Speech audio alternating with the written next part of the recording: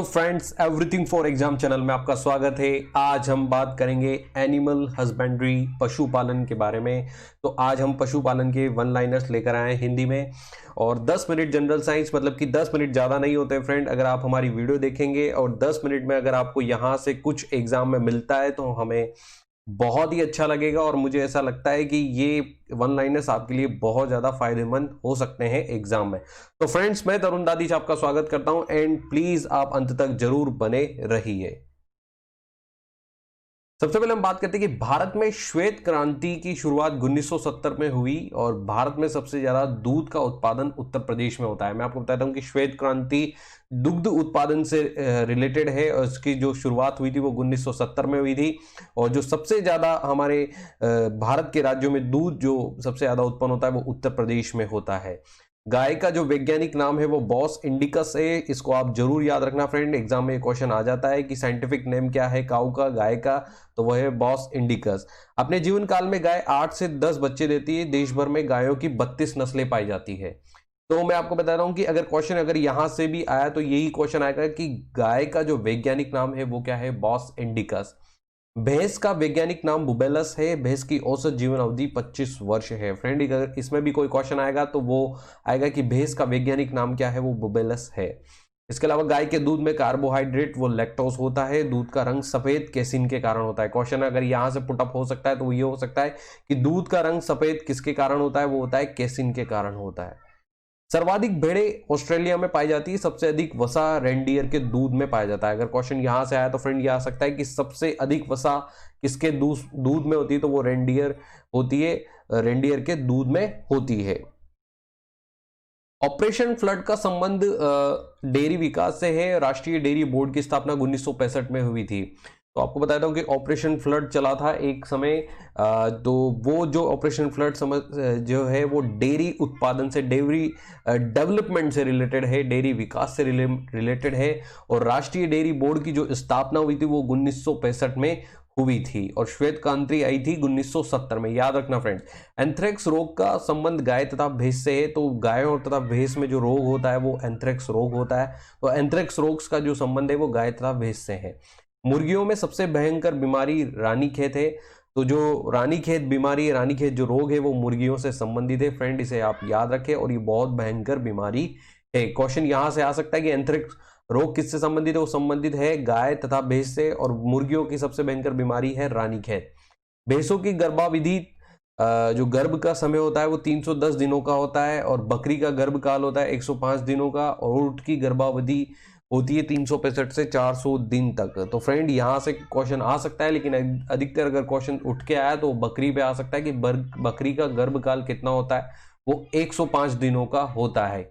भारत में सबसे बड़ा पशु मेला सोनपुर बिहार में लगता है फ्रेंड। आप जरूर याद रखना है कि सोनपुर का मेला बहुत फेमस है और वो बिहार में लगता है, जो कि सबसे बड़ा पशु मेला है। एपी कल्चर का संबंध मधुमक्खी पालन से है और भारत का सबसे बड़ा मत्स्य उत्पादक राज्य पश्चिमी बंगाल है। सबसे ज्यादा जो मछली उत्पादन होता है वो पश्चिमी बंगाल में होता है और जो एपी कल्चर जो संबंधित है वो मधुमक्खी पालन से संबंधित है फ्रेंड। याद रखना, एग्जाम में क्वेश्चन आ सकता है। बकरी को गरीबों की गाय के नाम से जाना जाता है। तो जो गाय होती है गरीबों की गाय जिसको बोला गया है वो बकरी को बोला गया है। और मेरिनो एक भेड़ की प्रजाति है। अगर आपसे पूछा जाए कि मेरिनो किस जानवर की प्रजाति है तो वो भेड़ की प्रजाति है। राष्ट्रीय दूध शोध संस्थान करनाल हरियाणा में स्थित है। तो दूध के ऊपर जो रिसर्च ऑर्गेनाइजेशन है वो करनाल हरियाणा में, आप ये याद रखें। लाल क्रांति का संबंध मांस उत्पादन से। तो फ्रेंड आप इसको जरूर याद है कि श्वेत क्रांति, श्वेत दूध सफेद होता है तो आप उससे याद रख सकते हैं। लाल मांस लाल होता है तो लाल क्रांति मांस से उत्पादन से संबंधित है। अफरा रोग का संबंध जुगाली करने वाले पशुओं से। पशुओं के ऊपर जबड़े में दांत नहीं होते हैं। जुगाली करने वाले जानवर जैसे आप जानते हैं गाय जुगाली करती है, भैंस जुगाली करती है।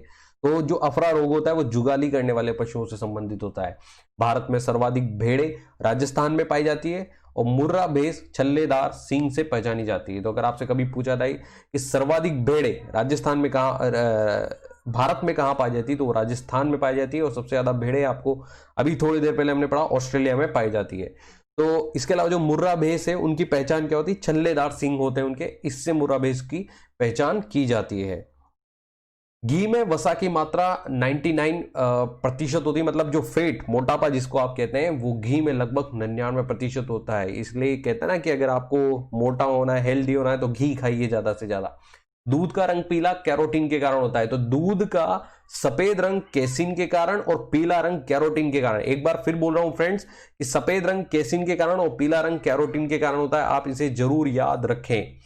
ऊंट अपने कुबड़ का प्रयोग वसा के संग्रह के लिए करता है। दूध का घनत्व लैक्टोमीटर यंत्र से मापा जाता है। तो याद रखें फ्रेंड, लैक्टोमीटर यंत्र बनाया जाता है, उसका जो यूज है वो दूध के घनत्व को मापने के लिए किया जाता है। और ऊंट की कुबड़ तो आपने सुनी होगी, वो बहुत ज्यादा वसा का संग्रह कर लेता है, ताकि जब कहीं पर उसको खाना नहीं मिले, कुछ नहीं मिले, तो वो उस वसा से अपने जीवन को यापन करता है। भेड़ का वैज्ञानिक नाम ओविस एरीज है। फ्रेंड याद रखना कि भेड़ का वैज्ञानिक नाम क्या है, ओविस एरीज। ठीक है। बकरी के उत्सर्जी पदार्थ में काफी मात्रा में नाइट्रोजन एवं फास्फोरस होती है। जो बकरी उत्सर्जन करती है पदार्थों का, उसमें काफी मात्रा में नाइट्रोजन होती है और फास्फोरस होती है। जन्म के समय गाय बैलों में इंसाइजर दांतों की संख्या 2 होती है और गाय के दूध में 25 प्रकार के खनिज तत्व पाए जाते हैं। फ्रेंड्स याद रखना कि गाय का जो दूध है उसमें लगभग 25 प्रकार के खनिज तत्व पाए जाते हैं। विश्व सुअर पालन में चीन का स्थान प्रथम है। सबसे ज्यादा जो सुअर पाले जाते हैं वो चीन में पाए जाते हैं विश्व के अंदर। और मुर्गियों में कोराइजा रोग जीवाणु से होता है। जो मुर्गियां होती हैं उनमें जो एक कोराइजा नामक एक रोग पाया जाता है, वो बैक्टीरिया की वजह से होता है, वायरस की वजह से नहीं, बैक्टीरिया की वजह से होता है, याद रखें। अंडे के लिए मुर्गी की उत्तम जाति लैग हॉर्न है। लैग हॉर्न प्रजाति की जो मुर्गियां हैं वो बहुत ज्यादा अंडे देती है। भारतीय पशु चिकित्सा अनुसंधान बरेली में है। बरेली जो कि उत्तर प्रदेश में आता है, वहां पर है भारतीय पशु चिकित्सा अनुसंधान। भारत की राष्ट्रीय स्तनी बाघ को बोला जाता है। और मछलियों के यकृत तेल में विटामिन डी की प्रचुरता रहती है। मछलियों में अल्सर रोग जीवाणु से होता है। याद रखें फ्रेंड, जो मछलियों का जो यकृत तेल होता है उसके अंदर विटामिन डी की प्रचुरता बहुत ज्यादा होती है। और मछलियों में जो अल्सर रोग होता है वो बैक्टीरिया मतलब कि जीवाणु की वजह से होता है। फ्रेंड जरूर याद रखें, एग्जाम में क्वेश्चन आ सकता है यहां से। इसके बाद हम बात करते हैं पाश्चुरीकरण क्रिया में दूध को 62 डिग्री सेंटीग्रेड पर 20 मिनट तक रखा जाता है। पाश्चुरीकरण जैसे आप जानते हैं कि बहुत सारे जो डेयरी वाले होते हैं तरह तरह के दूध को इकट्ठा करते हैं और उसका पाश्चुरीकरण करते हैं, मतलब उसको 72 डिग्री तक सेंटीग्रेड तक ले जाकर उसको 20 मिनट तक रखा जाए ताकि उसके सारे बैक्टीरिया खत्म हो जाए। इस प्रकार से उस दूध को सही किया जाता है। बर्बरी को शहरी बकरी के नाम से जाना जाता है। शहरी बकरी किसको बोलते हैं? बर्बरी बकरी को। सानेन नस्ल की बकरी को विश्व की दूध की रानी कहा जाता है। तो कौन सी बकरी को विश्व की दूध की रानी कहा जाता है? वो है सानेन नस्ल। याद रखें फ्रेंड, एग्जाम में यहां से भी क्वेश्चन आ सकता है। भारत में सबसे अधिक दूध देने वाली भैंस कौन सी है? मुर्री। भारत में सबसे अधिक दूध देने वाली भैंस है मुर्री। इसको जरूर याद रखें फ्रेंड आप। सर्वप्रथम कृत्रिम गर्भाधान भारत में 1942 में इज्जत नगर बरेली में प्रारंभ किया गया था। और गाय का जो गर्भकाल होता है वो 280 दिनों का होता है। फ्रेंड यहां से भी क्वेश्चन आ सकता है कि गाय का गर्भकाल कितने दिनों का होता है? वह 280 दिनों का। बकरी का होता है 150 दिनों का। फ्रेंड याद रखिए आप, यहां से भी क्वेश्चन पुटअप हो सकता है। रानी मक्खी एक दिन में औसतन 1500 अंडे देती है। भारतीय गायों को टी कप काऊ कहा जाता है। गाय की मादा बच्चों को बछिया तथा नर बच्चों को बछड़ा कहा जाता है। डेयरी पशुओं में सबसे सुंदर एवं आकर्षक नस्ल आयरशायर है। फ्रेंड याद रखिए, जो भारतीय गाय होती, जो विदेशी लोग आते थे तो वो इसको जो अंग्रेजों के जमाने में इसको टी कप ऑफ काऊ कहा जाता है। और इसके अलावा जो गाय की जो मादा होती है उसको बछिया और जो नर होता है उसको बछड़ा कहा जाता है। और जो डेयरी पशु में सबसे सुंदर आकर्षक नस्ल है जो गाय की, वो है आयरशायर। याद रखें आप फ्रेंड, आयरशायर। भारत के कुल दुग्ध उत्पादन का 50% हिस्सा भैंस से प्राप्त होता है। और भारत में गो पशुओं की संख्या विश्व में कुल संख्या का 15.4% है। हमारे देश में जो सबसे ज्यादा मतलब जो भैंस से जो दूध का उत्पादन है वो लगभग 50% है। याद रखें फ्रेंड। भारत में सबसे अधिक बकरी राजस्थान तथा उत्तर प्रदेश में पाई जाती है। भेड़ें सबसे ज्यादा राजस्थान में और बकरी भी राजस्थान और उत्तर प्रदेश में पाई जाती है। पश्मीना बकरी चंगथंगी नस्ल से प्राप्त होती है। फ्रेंड क्वेश्चन आ सकता है यहां से, पश्मीना बकरी कौन सी नस्ल से प्राप्त होती है? वो है चंगथंगी।